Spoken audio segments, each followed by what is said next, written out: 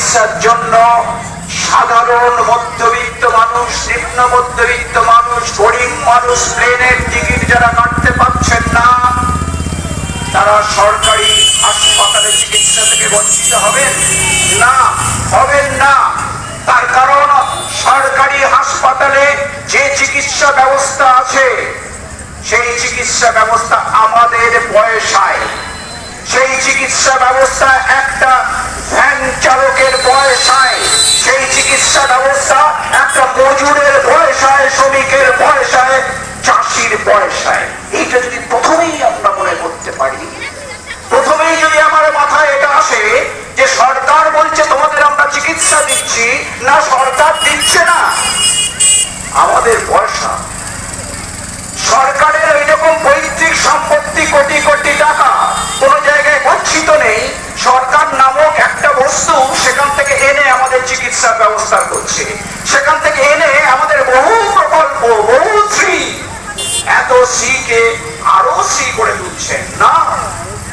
আমাদের প্রত্যেককে বুঝতে হবে, আমাদের যাবতীয় শ্রী বলুন আর যাবতীয় পরিষেবা বলুন, সরকারি পরিষেবা সব আমাদের পয়সায়, আমাদের গ্যাটের পয়সায়, পকেটের পয়সায় প্রত্যেক দিন সরকার কায়দা করে পরোক্ষভাবে আমাদের কাছ থেকে পয়সাগুলো কেড়ে নিচ্ছে।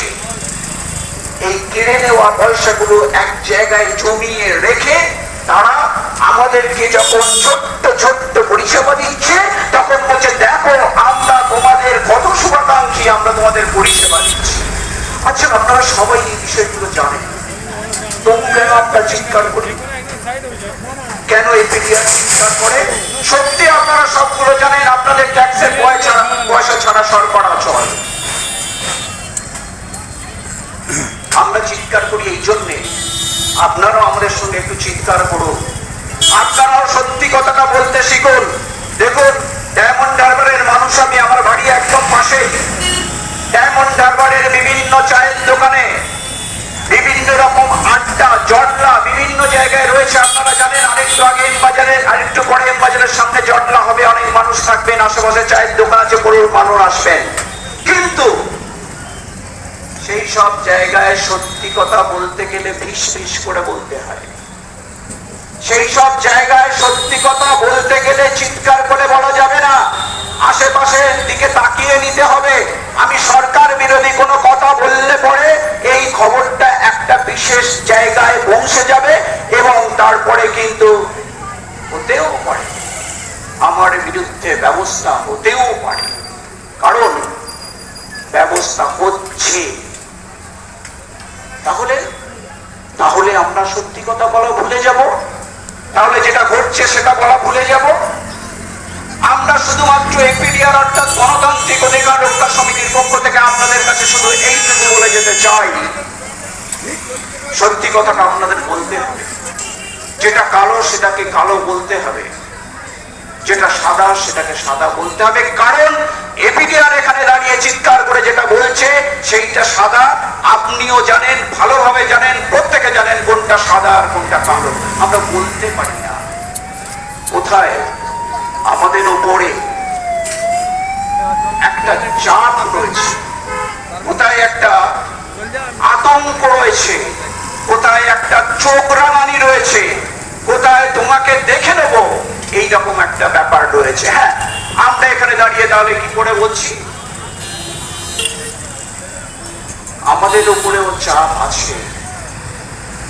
আপনারা একদম ভাববেন না এপিডিআর এখানে দাঁড়িয়ে যে কথাগুলো বলছে এপিডিআর এর উপরে কোনো চাপ নেই। ভাববেন না এখানে শঙ্কর বিশ্বাস দাঁড়িয়ে কথাগুলো বলছে, সত্যি কথাগুলো, আমার উপরে কোনো চাপ নেই, আছে। আমাদের ভোটের সময়, এখানকার ভোটের সময় বা সারা ভারতবর্ষে ভোটের সময় কতখানি গণতান্ত্রিক পরিবেশ থাকে, যে পরিস্থিতিতে মানুষ গণতান্ত্রিক পদ্ধতিতে তার গণতান্ত্রিক অধিকারকে প্রয়োগ করতে পারে। এ বিষয়ে সন্দেহ আছে? আপনারা জানেন, আপনারা প্রত্যেকে জানেন, নিশ্চিত ভাবে জানেন, খুঁটিনাটি ভাবে জানেন।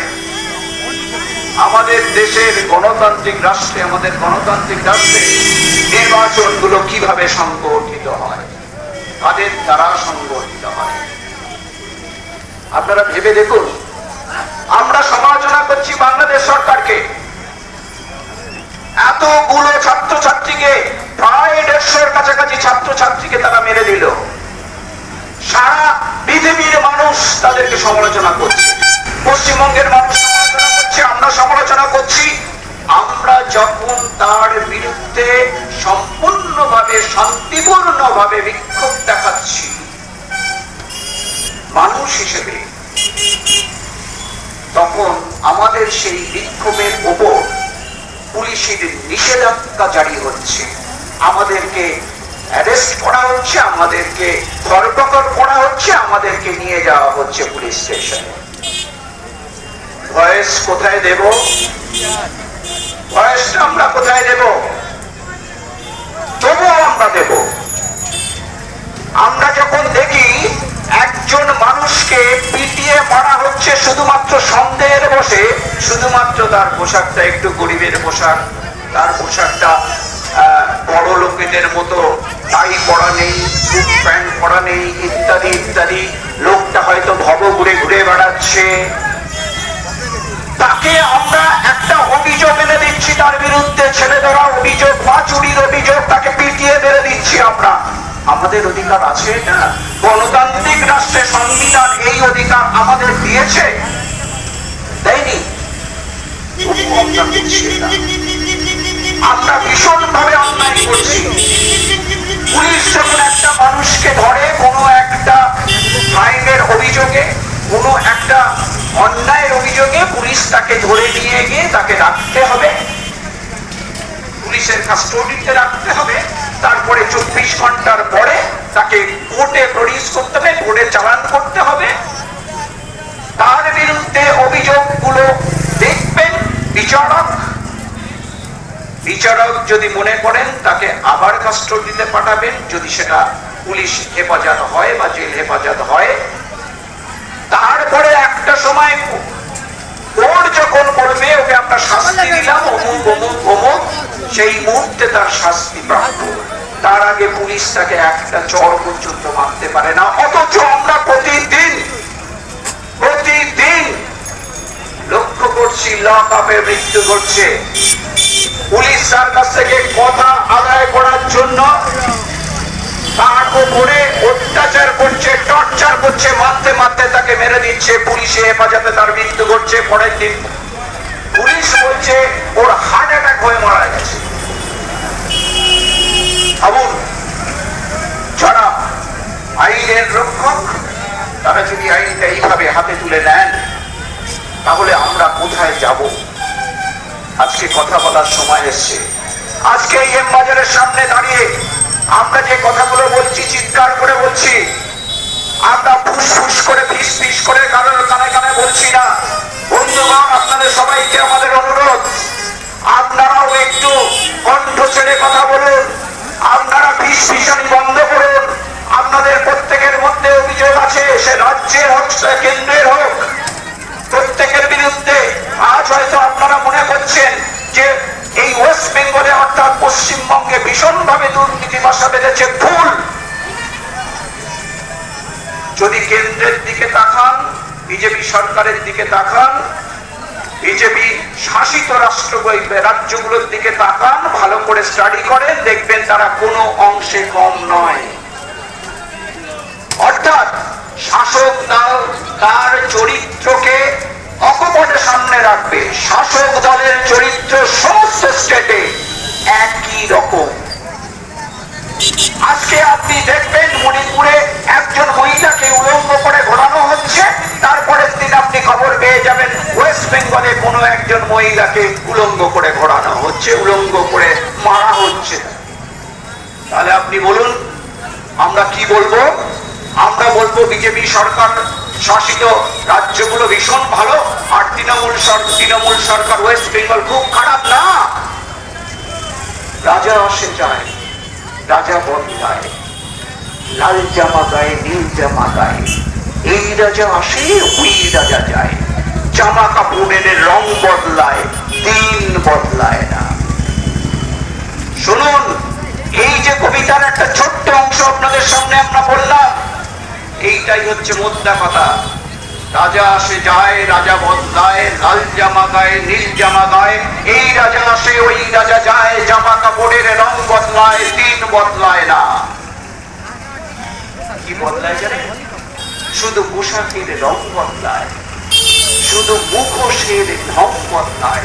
আবার বলছি, শুধু পোশাকের রং বদলায়, শুধু মুখোশের ঢং বদলায়। দেখে নেবেন যে কথাগুলো নীরেন্দ্রনাথ চক্রবর্তী অনেক আগে লিখে গেছেন। রাজা আসে যায়, প্রত্যেকটা শব্দ পরিষ্কার পরিষ্কার পরিষ্কার করে বলা আছে আমরা কোন জায়গাটায় আছি। আমি একটা মানুষকে ফুটপাতে বসিয়ে দিলাম, রাস্তার ধারে বসিয়ে দিলাম,